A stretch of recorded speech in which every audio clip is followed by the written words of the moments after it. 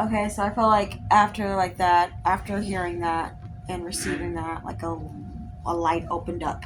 A light, a well, a path of love and forgiveness opened up within me to be able to. That's really dark, darker than mine. um, to take place between me and Allen. So we went to a park. We went to the top part where I like to go, and we dug a hole and placed the baby, my baby and their daughter, egg sack. Buried it, and we just like sit around. I asked her siblings if they wanted to say anything, and then we said a prayer. I said a prayer,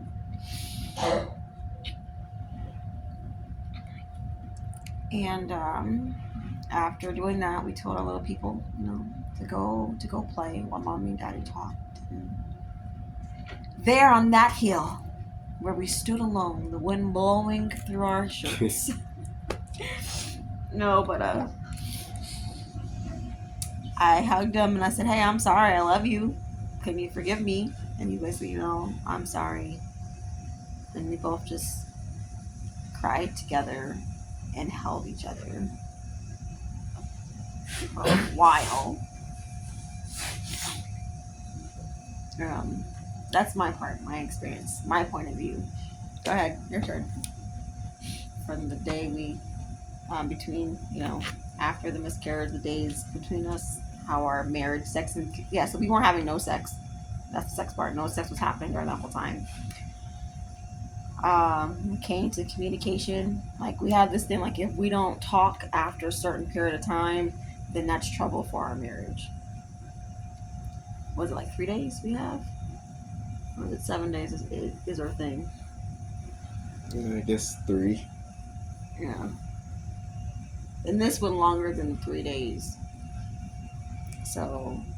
Yeah. I don't know. For me, I just went into my own little corner and kind of just stewed on everything. My fault was that was my world. It was just being sad about everything being my fault, and then feeling like you want to say something, but you don't have the right words to say. So you don't want to sound stupid, or I didn't want to sound stupid, or I didn't want to be insensitive, or just say the wrong thing. So it's like, instead of speaking and possibly saying the wrong thing, just stay in your own corner and don't say anything, because that'd be safer than saying something stupid. Um, I wasn't. I never was mad at her, because that's just you just there's nothing I can really do to control it. I just stayed in my own corner because I was just dealing by myself, thinking that everything was my fault and that I was some treacherous human because of all my negative thinking. And when I was younger, I never wanted children at all. So to have the ones that I had, it was like, they're blessings, and I was happy about it. It just always took me time. And the more children we had, the longer it took to adjust to knowing that I was going to be a parent again. So, the first child, I think it was maybe like a week, something to that effect. And then the second one, it probably was like 2 or 3. And then the third one, it was like a month. And then when we had this miscarriage, I never really accepted that she was pregnant again. Really, like, that's why I felt so that it was my fault, because I never really was like, yay, it's time. I just was like thinking all these other thoughts about, what are we gonna do about this? What are we gonna do about that? Um, just all the bads. And so Next time, do that. Alex, come in here and do that again. So yeah, I just Do it in the kitchen. everything was just so my mindset was negative about having this child. So I was just after the miscarriage. I felt like I just carried that around for I don't know how long. And then when we finally talked and got it all out in the open, it was nice and helpful, and we were able to be friends again. So that's cool. You be my friend. Yeah. All right, let's talk lessons. Lessons and goals and changes. So, this is going on YouTube, right? Yep. Okay, this one doesn't really mind. She's like, I'm okay with that. Um, so the same day I had the miscarriage, I actually got a a text message from my friend, and he was so excited because his daughter was just born. And me, I'm the one, I'm the woman. Like I can feel sad. I can be going through my own thing, but if there's good news or something positive happening to you, I'm gonna be happy for you. I'm gonna give that energy to you. And I was like, yay, that's great, congratulations, much success. You're gonna be a good dad, all that. And I'm thinking, oh my goodness, not right now, God. You're about to give me a lesson right now, aren't you? So in that moment, he gave me the lesson that truly that wherever there's death, there is life. Where there's life, there is death. It literally really goes hand in hand.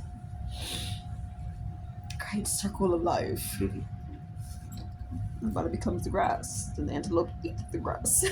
And and which is really cool still, because now that lesson helped me, that experience helped me to see death in a different way, and to appreciate and to accept and to also teach death and talk about death more with my children now. It's part of our homeschool. Remember, we did a lesson where we looked up how different cultures celebrate and deal with death, and we talked about how we would want our deaths to be celebrated, or what we'd want to happen with our family, when we die, which is pretty cool. We did it written out through pictures and everything. It was fun. And then we talked about what to have in place, like wills and testaments and insurance and all that. Hint, hint, if that's for you. Um, so that the people that are being left behind are taken care of, and everything's paid for, and you're not leaving like debt and stuff. This is one lesson. And I think one of the lessons Alan also got too, I know he said it before, I know that I felt it as well. I was like, I hope after this he'll have a better mindset about when we do get pregnant again, if we got pregnant again, that he won't be so distant and won't see it as a bad thing. Like, as a woman telling my husband multiple times, hey, I'm pregnant again, and knowing he's going to dread the answer, like, it didn't feel very good. Um, but that was that. And then the lesson of knowing that when a person dies, they just die in the flesh, but they're still there. She's still with us in spirit and with God and as an ancestor. And then Elena drew a picture, of all 9 of us together, so they know her. They're aware of her. People ask me, how many children do you have? I say 7, 6 in the flesh, 1 in spirit. Because she's very much part of our life, part of my life, and God used her still to help me be a better mom, to help me continue to be the perfect parent that I am. And it didn't stop there, because after we were okay that day, we had sex again. And guess what happened? Ta-da! We got pregnant again. Yeah. I got pregnant again the next month. And 10 months later, I had my fourth child on July 23rd, 2016. Look at that. Look at the numbers. September 23rd, miscarriage. I had her. Is this one right here? My first home birth baby. I had her on July 23rd, 2016. And was really, later on, was really awesome about that too, is that before I had her, I had a dream that I was on the toilet and I started pushing her out. And then when I had that dream, I'm like, okay, that's cool. But I actually got up in the middle of the night when I was getting close to delivery. Actually, it was time for me to deliver. I was sitting on the toilet. I was going pee, talk about deja vu. While I was urinating, I started feeling contractions and cramping and contractions again. And I remembered my dream and my daughter, Aviana, and I named her Aviana, that I miscarried. I'm like, nope, I'm not doing this. I'm not about to have this baby on the toilet, over the toilet. No. So that's when I took our Dollar Tree shower curtain, laid it out in our dining room floor, and say, hey, Alan, let's go. Let's do this. It's time. It's tough time. It was a great time. We're doing great. But that's another that's another video. We'll talk about our home birth experiences. We have 2 of them.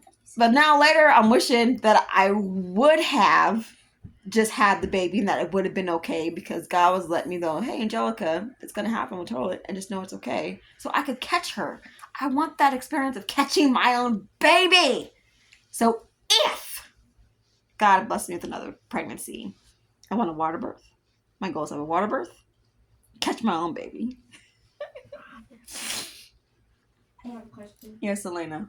Are water births good for the baby? Yes. Why How? would you say no? Because the baby is coming from water into water. So it helps them get better acclimated or get used to their new surroundings from water to water, instead of coming from water to like air to earth. I thought it was. Does that make sense? I thought it was no because they could drown. Sweetie, you've seen plenty of water births. What are you talking about? Okay. Sorry, and I started at the same time. I talk to my children. But yeah, that's our journey. About how our marriage, sex, and communication was impacted, changed, and even improved by our miscarriage. Right? Anything else? Okay, so that's episode 2 of marriage, sex, and communication. Episode 3, since we brought it up, we'll share our 2 home birth stories. You see that face? You see that face? Because that's a good lesson too. We had that also impacted and affected our marriage as well. And then homeschooling. We had some arguments of faith about homeschooling. When it comes to God and faith, we had some moments too. So those are the more topics that you can expect from us on marriage, sex, and communication that we'll talk about, and how it impacted us, and how we got through it, and how God helped us, and all that great stuff. All right. So thanks for listening. Thanks for watching. If you know that if our story, can help somebody else, we invite you to share it or to give them the link so they can watch it. I invite you to subscribe, to like, to follow to our YouTube channel, and also on Facebook and Instagram as well for videos, lessons, teachings. And then also, I'll put in the link, subscribe, and get on our email list for new lessons and teachings and discounts and updates on what we're doing, events, performances, and appearance.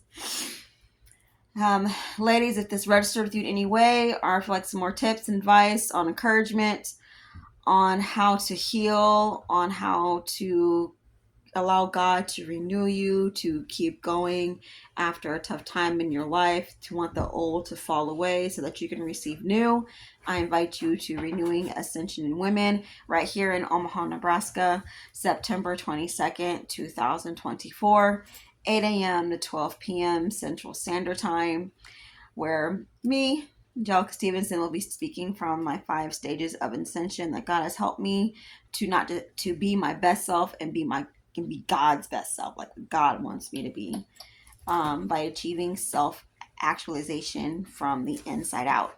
Admission is $111, and this event is specifically for 90 women only because I like intimate events so I can be more one-on-one and that connection and that energy. So so the women there can also get more time with the local businesses and organizations that will be there, as well as the activities that we'll have, like the writing workshops that we'll have for parents, to help you know how to maintain control of yourself, when children are out in public or when they're at home. Things get wild and crazy and loud. And then also how to balance your areas of life. Like I mentioned how the miscarriage messed with my personal area of life, our romantically area of life, and our sexually area of life. And those are just 3 of the 12 areas of life that God has shown me that I have and that we all have as a human, that we got to know what they are to keep track of so that we may remain balanced. Because when one area is off, it has an impact on the rest of you and the rest of your areas of life. So yeah. To purchase a ticket, the link will be in the description. Go ahead and get yours now. There is a payment plan option available through Klarna. They're very awesome. I used them when I bought my home birth kit for my second child. 4 easy installments. It's really cool to do. So that's it. That's our time. This is part 2 of episode 2, marriage, sex, and communication, topic miscarriage. And I'll think of some pretty title possibly for this one. But thanks for watching. Thanks for listening. Founder, CEO, Angelica Stevenson of Angelic Expressive Connections LLC. And my vice president. Vice? Oh my god. Oh, one second. I was trying to find a fun name. He's my spoken word rapper. Sorry, he's our spoken word rapper. Gotta get the professionals. Bond. James Bond. Allen Stevenson. I definitely recommend that you attend this event. She's been putting in a lot of work, and a lot of hijinks and shenanigans are probably in store. A lot of fun. So yeah, that'd be definitely a good thing to be at. So that's my story and my 2 cents. And I'm sticking to it. Yay! All right. Until next time.